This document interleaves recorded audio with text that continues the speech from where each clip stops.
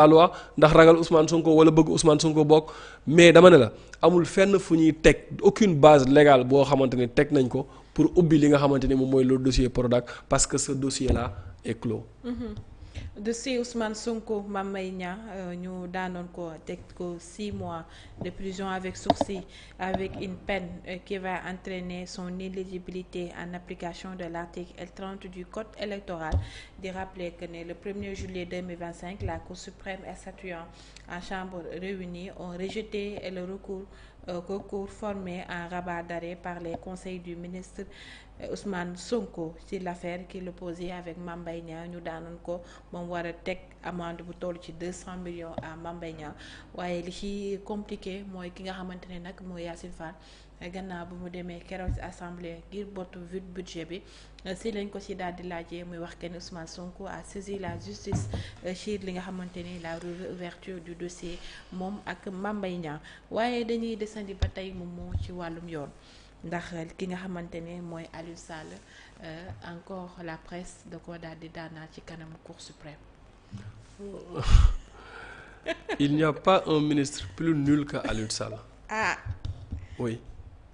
Il n'y a pas un directeur plus nul que Habibou Dia. Habibou Dia là, je crois, le directeur de la communication. Dans l'histoire du Sénégal, l'histoire va retenir que Habibou, le directeur de la communication, et Aliou Sall ont été les personnalités politiques, gouvernementales les plus nulles de l'histoire du Sénégal. Les plus nulles. Les plus nuls. Ah oui. xamuñu yoon xamuñu droit xamuñu loi. Dossier bi ñu ko yëkkatee dañ leen wax ne vous êtes en train de violer la loi.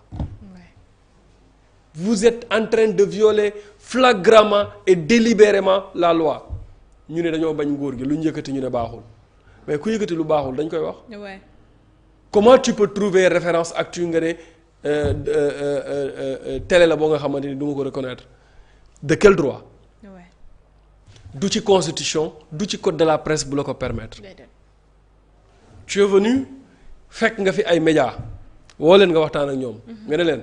dama bëgg ñu assainir le milieu dama bëgg ñu xool nees mën a def ngir ñeneen ñi ñëw parce que ñi fi nekk ñoom commencé nañoo exercer ba pare.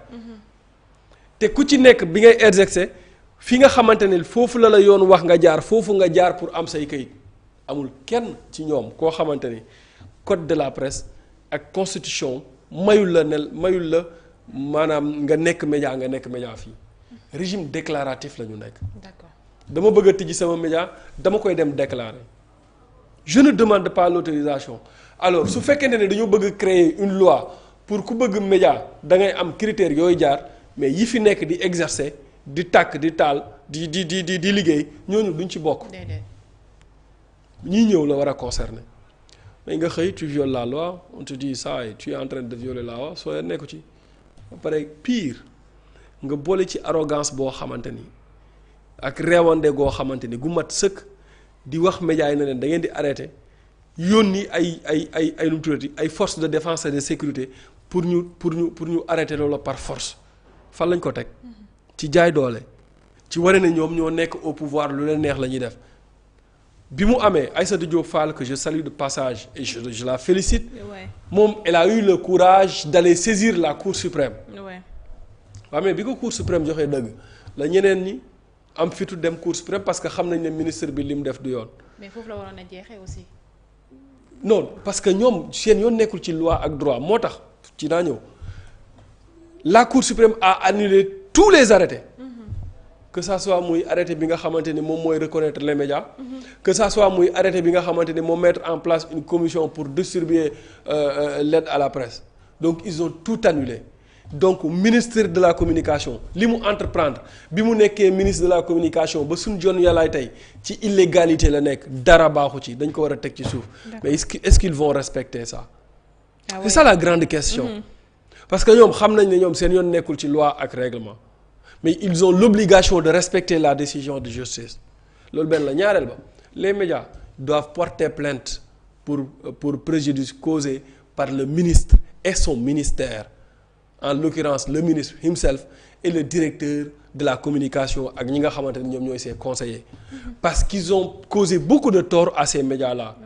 bi loolu amee médias yi amatuñ convention médias yi jotatuñ seen aide à la presse médias yi amatuñ sax publicité. médias yu bari tëj nañu fi y a eu comme plus de 200 médias yoo xamante ni ils ont fermé leurs portes.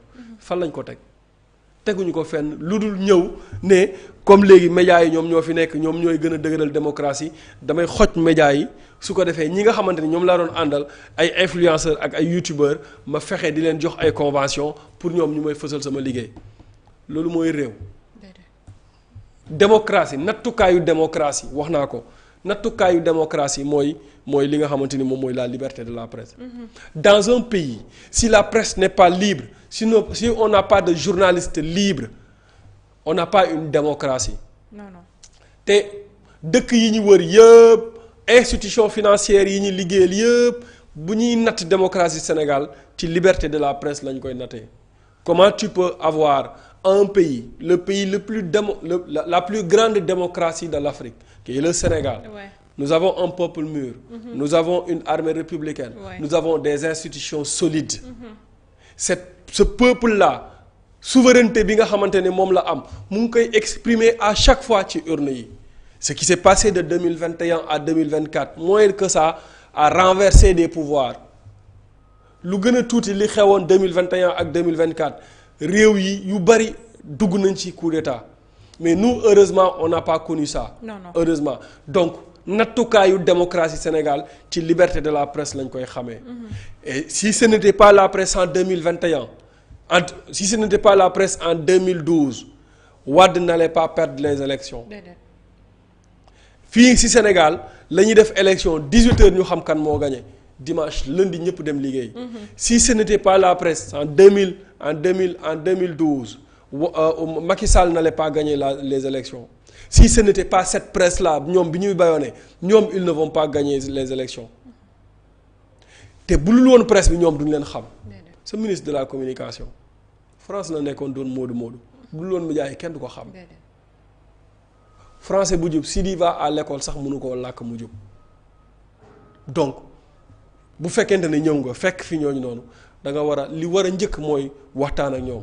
La tradition républicaine mooy boo mënul def la tournée des médias mais nga woo les acteurs de la presse waxtaan ak ñoom ne leen kat gouvernement bi lii la bëgg ci média au Sénégal ngeen sottante xalaat ngeen dem ci mais bëgg a jaay doole forcé bu ñu waxee nga guux say lex taxaw fële di ñoo di ñu jaay ñaaw te ñoo la gën a ñaaw du jàll.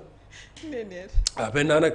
Ce qui reste à faire c'est de les poursuivre pour préjudice yi nga xamante ni causé nañ ko à tous ces médias là. oui comme ni ko moom moo waxee ci jamono jooju médias yu bari cessé woon nañ di émettre ndax li nga xamante ne mooy lim leen daal di jox ay sommation mu nekk loo xamante ne ñu ngi koy daal di gis waaye Cour suprême daal di koy daan waaye bi mu koy daan dafa daal di sukkandiku ci article 8 ak 11 de la Constitution di wax la création d'un organe de presse pour l'information n'est soumise à aucune autorisation préalable par conséquent le ministre de la communication ñu daal di outrepassé ses pouvoirs loo xamante ne gis nañ ko fi di wax que ne encore une fois la presse a gagné contre le ministre de la communication Alioune Sall waaye moomoo ñu jógee ci mbirum presse bi parce que il est le 4e pouvoir comme ni ma koy safaral di waxee à chaque fois on s'est pas réveillé du jour au lendemain rek ñu daal di leen takkale étiquette bi c'est par rapport au combat yi nga xamante ne ñu ngi koy daal di mëne